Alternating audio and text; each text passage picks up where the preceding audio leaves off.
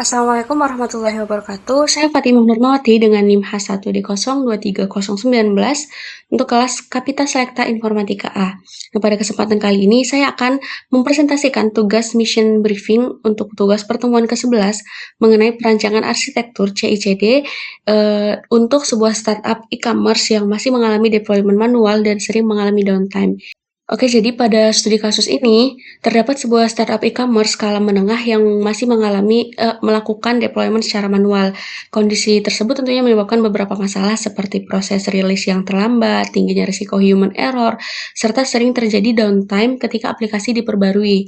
Nah, di sini sebagai seorang DevOps Engineer, misi utama yang harus dicapai adalah membangun pipeline CI/CD yang cepat, sederhana, dan terjangkau. Selain itu, nantinya pipeline ini juga harus mampu mengurangi downtime, meminimalkan kesalahan manusia, dan mempercepat proses rilis aplikasi sehingga tim pengembang dapat mengirimkan fitur baru dengan lebih efisien. Nah, untuk permasalahan tersebut, saya di sini memilih GitHub Actions sebagai tools CI/CD yang utama. Tentunya terdapat beberapa alasan kenapa saya memilih tools GitHub Action ini. Untuk alasan yang pertama yaitu GitHub Action terintegrasi langsung dengan GitHub.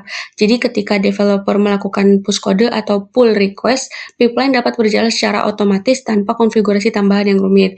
Kemudian alasan yang kedua yaitu kemudahan setup. Jadi GitHub Action hanya membutuhkan file konfigurasi YAML sehingga lebih mudah dipelajari dan tidak memerlukan server terpisah seperti Jenkins.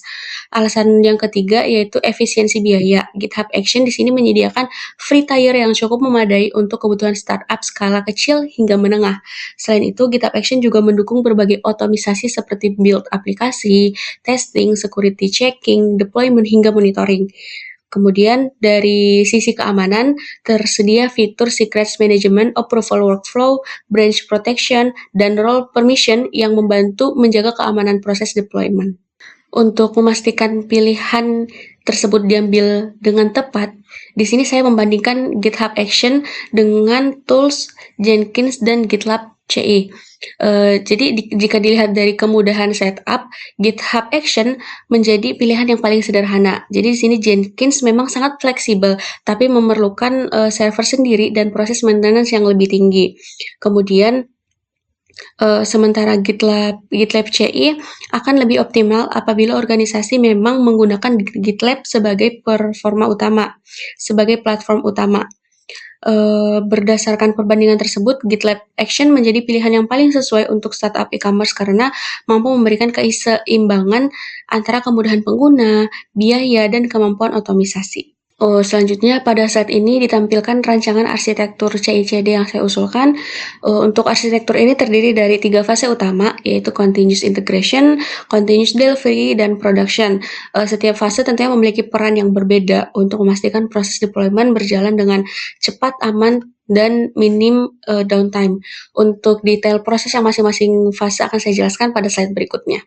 Oke, jadi untuk arsitektur pipeline yang dirancang di sini terdiri dari 3 fase utama, yaitu continuous integration atau CI, continuous delivery atau CD, dan production. Untuk fase yang pertama yaitu continuous integration. Di sini bertujuan untuk memastikan kode yang dikirim developer aman dan tidak merusak sistem. Kemudian fase yang kedua yaitu continuous delivery digunakan untuk melakukan deployment otomatis ke lingkungan staging atau lingkungan pengujian. Sedangkan fase yang ketiga yaitu production, yaitu tahap ketika aplikasi dirilis kepada pengguna akhir dengan risiko gangguan yang seminimal mungkin. Jadi pembagian ini membuat proses deployment menjadi lebih terstruktur dan lebih mudah dikontrol. Nah, pada fase continuous integration, di sini proses dimulai ketika developer melakukan push kode atau membuat pull request ke GitHub. Jadi GitHub Action kemudian akan menjalankan beberapa tahapan secara otomatis. Untuk tahap yang pertama, yaitu build dan static analysis. Jadi di tahap ini, sistem akan membuat Docker image dan melakukan pengecekan kode menggunakan ESLint untuk mendekati kesalahan dasar sejak awal. Kemudian untuk tahap yang kedua yaitu unit testing. Pengujian di sini dilakukan pengujian untuk memastikan setiap fungsi dalam aplikasi bekerja sesuai harapan. Untuk target coverage yang digunakan yaitu sekitar 80%. Kemudian tahap yang ketiga yaitu memasuki integration testing. Di sini tujuannya untuk memastikan komunikasi antar service maupun API berjalan dengan baik. Kemudian tahap yang terakhir yaitu security scan menggunakan tools seperti Trivi dan OSP dependency check untuk mendeteksi potensi kerentanan keamanan. Nah, apabila salah satu tahap di sini gagal, pipeline akan langsung dihentikan sehingga kode bermasalah tidak dapat masuk ke tahap berikutnya. Selanjutnya, jika seluruh proses pada fase CI sudah berhasil dilewati, pipeline akan masuk ke fase continuous delivery atau CD. Di tahap ini, aplikasi akan secara otomatis dideploy ke server staging, yaitu lingkungan percobaan yang digunakan sebelum aplikasi benar-benar dirilis. Di lingkungan staging inilah dilakukan pengujian tambahan seperti end-to-end test dan smoke test untuk memastikan aplikasi berjalan dengan baik dari sudut pandang pengguna. Setelah itu, terdapat manual gate, yaitu proses persetujuan oleh tech lead atau senior developer. Jika aplikasi nantinya disetujui, deployment dilanjutkan ke lingkungan production. Untuk deployment production itu digunakan metode blue-green deployment. Metode ini memungkinkan dua lingkungan berjalan secara paralel sehingga perpindahan versi aplikasi dapat dilakukan tanpa downtime yang signifikan. Selain itu, apabila terjadi masalah setelah rilis, sistem dapat melakukan rollback secara cepat ke versi sebelumnya. Untuk arsitektur yang dirancang ini terdapat dua mekanisme kontrol utama, yaitu auto gate dan manual gate. Untuk auto gate ini berada pada jalur dari CI menuju staging, seperti semua proses build, testing, scanning, hingga deployment ke staging dilakukan secara otomatis tanpa campur tangan manusia. Jika terdapat satu saja proses yang gagal, pipeline akan langsung berhenti. Sementara itu, manual gate berada di jalur dari staging menuju production. Pada tahap ini diperlakukan persetujuan manusia sebelum aplikasi dirilis ke pengguna. Persetujuan dilakukan melalui review oleh tech lead, GitHub Environment Protection, dan notifikasi otomatis melalui stack. Kombinasi antara auto gate dengan manual gate memberikan keseimbangan antara kecepatan otomatisasi dengan kontrol kualitas. Selanjutnya, untuk menentukan keberhasilan implementasi CI/CD itu tidak cukup hanya dilihat dari keberhasilan deployment saja, tetapi juga perlu diukur menggunakan matriks yang objektif. Dalam tugas ini saya menggunakan dua metrik utama dari Dora. Yang pertama adalah deployment frequency, yaitu seberapa sering aplikasi ini berhasil deploy ke production. Misal sebelumnya deployment mungkin hanya dilakukan beberapa kali dalam satu periode tertentu.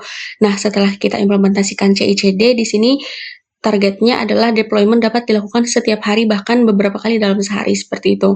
Kemudian untuk metrik yang kedua yaitu lead time for change, yaitu waktu yang dibutuhkan sejak kode dikirim oleh developer hingga berhasil berjalan di production. Misal jika sebelumnya proses ini membutuhkan waktu berhari-hari, maka setelah menggunakan CI/CD targetnya adalah dipangkas menjadi kurang dari 1 hari, bahkan kurang dari 1 jam, seperti itu. Jadi semakin tinggi deployment frekuensi dan semakin rendah lead time, berarti pipeline yang dibangun semakin efektif dan efisien. Oke, sebagai tambahan kesimpulan, solusi yang diusulkan menggunakan GitHub Actions sebagai tulang punggung CI/CD karena lebih sederhana, hemat biaya, dan cocok untuk kebutuhan startup e-commerce. Kemudian pipeline yang dirancang dengan 3 fase utama, yaitu continuous integration, continuous delivery, dan production, yang dilengkapi mekanisme auto gate serta manual gate untuk menjaga kualitas dan keamanan deployment. Keberhasilan implementasi diukur menggunakan deployment frekuensi dan lead time for change sebagai indikator utama performa pipeline. Dengan pendekatan ini, startup dapat beralih dari deployment manual yang lambat dan beresiko menuju proses deployment yang lebih cepat, otomatis, aman, dan minim downtime. Mungkin sekian presentasi dari saya. Mohon maaf apabila terdapat kesalahan dan kekurangan. Terima kasih. Wassalamualaikum warahmatullahi wabarakatuh.